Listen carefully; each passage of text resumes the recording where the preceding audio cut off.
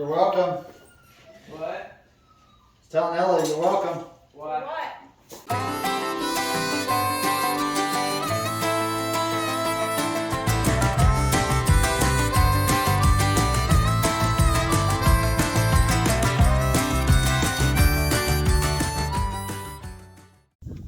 Afternoon.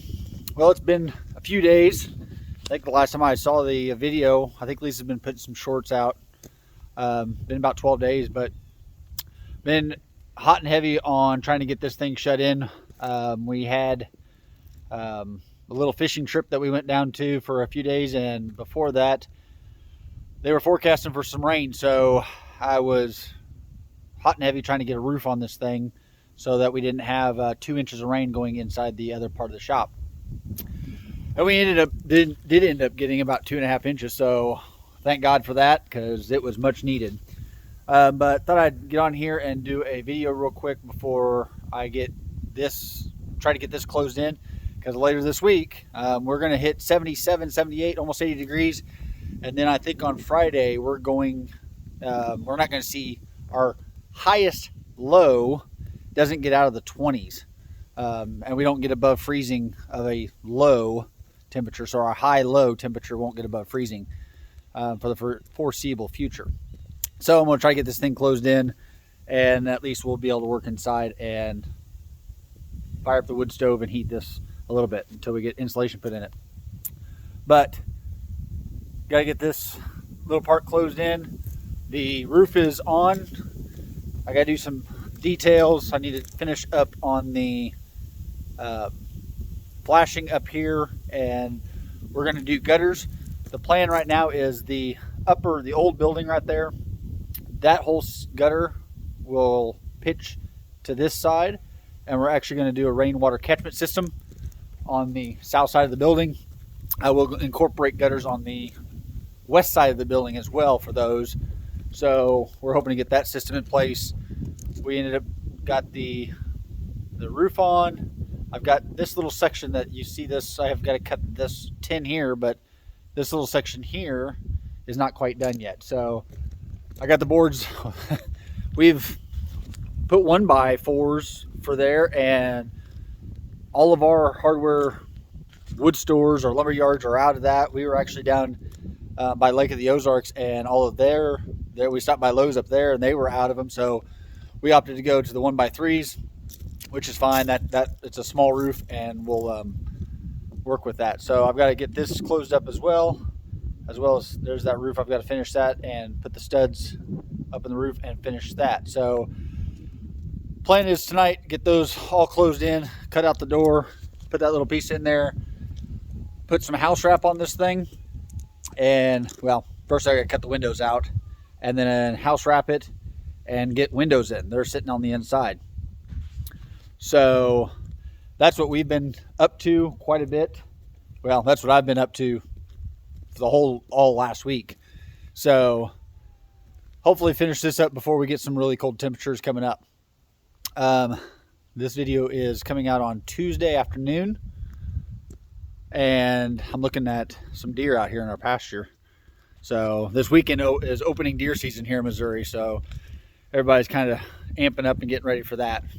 Lisa's giving me a call on the phone now. So, but before I got hot and heavy into that, I thought tomorrow's election day, Tuesday. And I've been, on my mind quite a bit has been the us versus them. And who is them? Them is not your neighbor down the street, even though they may not see politically eye to eye to you. Them is not the richest man in your county that you may not see eye to eye with, or he makes too much money, or whatever it may be. I heard a good analogy. I think that'd be the correct word for this. But if you took 100 black ants, 100 red ants, and put them in a jar, they'd get along. Nothing would happen. But what if we took that jar and somebody shook it? Well, the red ants would start killing the black ants. The black ants would start killing the red ants. Why? Because each one would think that the other one was their enemy at that point. So we need to ask ourselves, who is shaking it? And I don't know who it is. You've never met that individual. And if you're watching our YouTube, sorry about the shaking, if you're watching our YouTube page, you've never met that individual for sure. I think there are a lot of puppets in the play, we'll call it. But I just, no matter what happens tomorrow with the election, providing something happens, a red wave is not going to change anything overnight. Is it going to change anything, period?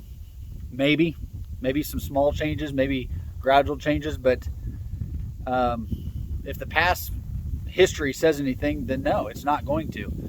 We have to redefine what we're doing, I think, in America. And what we've been doing in the past years obviously is not working. We keep going down because we keep staying silent. Some videos back, we did a video on it's time to stand up. Well, I can be a political guy. I've kind of let that rest in my life for several years now, and I've got my opinions, and it's time for me to stand up for what's right, not necessarily be political about it, because truth be told, I don't see much difference between the Reds or the Blues in this nation. I think there are a few individuals within each party that mean what they say. Well, I know they mean what they say, and a lot of them, but really mean and have good intentions for this nation. I think the majority of who's in office today, how should I say it, are looking out for themselves, looking out for their fellow elite. Who's running the show? I don't think Nancy Pelosi's running the show. We know Joe Biden's not running the show. Who is it? Big money. Is it BlackRock? Is it George Soros?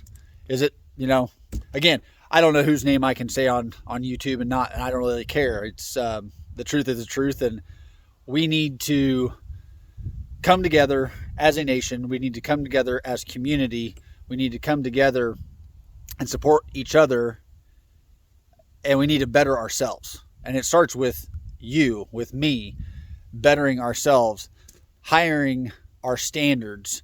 And when we lift our standards up, then those around us can lift their standards up. There's a lot of guys out there and a lot of gals out there that have some really good points, and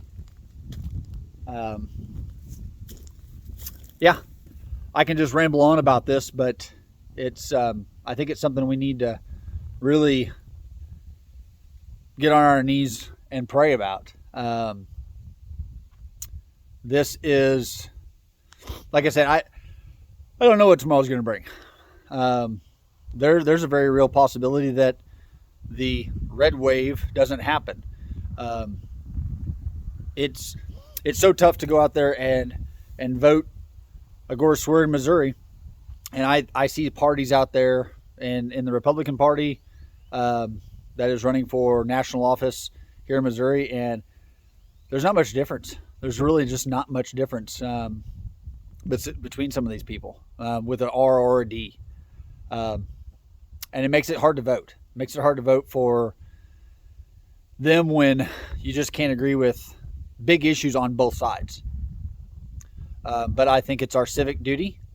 Does it matter? Yeah, I think it does matter, because if none of us voted, then they just have their way with us. They may have their way with us anyways. But you can't say we didn't try. But yeah, we have to stand up, and we start by standing up and voting. If that doesn't work, well, that means we move further down this. We ratchet up the aggression, whatever that may mean to each individual. But we can get into that later, because that can get deep in a wormhole there. But we have to support each other first. They will railroad us, and they have railroaded us, because we haven't stood up. We've stayed silent way too long. We have not stood up for ourselves. We have not stood up for each other. And the only people that it's really going to hurt is the youth. And the youth are going to have a real difficult time coming up if we don't do something dramatically in this nation. They're being attacked from every front, from education to things that they don't even understand in the political realm, to social media and the things that are out there. So we have to stand up and say enough is enough. And it starts with hiring your standards, by you standing up, by you saying no. So, but I think somebody's pulling up here in the drive, so, well, they just passed, but I think, so I'm going to jump off of here, get working on this building. Daylight savings time, gotta love it, but at the same time, now it gets dark at 5:30. So I'm going to try to get this done as much in the light as I possibly can. Again, we just really appreciate the support that you guys have given us and the amount of growth that we've had. We had a visitor the other day from Indiana Mike's wife, Jeanette, and we really did appreciate. We took her to one of the meetings that we go to, and we really appreciated talking with her. We sometimes feel isolated on things that we do. I have a gentleman that is in the local community, and I've yet to meet him. He was referred to me by another individual, and he always says to me, do you ever feel like you're just alone in all of this? Do you feel like you're crazy in all of this? And yeah, you can. You can, no, most definitely. But in the end, I know what's right, and I know where my moral compass is, and I know that's where I have to stand. But with Jeanette, she was heading over to Tag's place, and then to a canning class that Lisa had hoped to go to, but we had this little fishing trip. So I had heard, I think, from Tag on his live that she may had had a little accident. Hoping everything's good with that. Hope she's okay and she's back home safe. So if you're watching this, our prayers are with you, Jeanette. And with that, we're going to jump off, get back over here, and start working on the building. Until next time, pull up a chair and welcome to Tabletop Farms.